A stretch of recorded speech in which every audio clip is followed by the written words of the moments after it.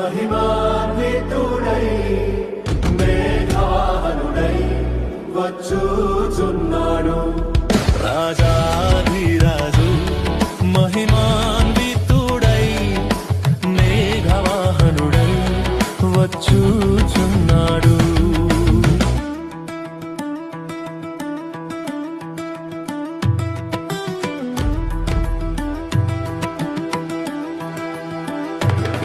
ప్రాణప్రియుని స్వర్ణముఖము తేజోమయుని చూడబోదుము.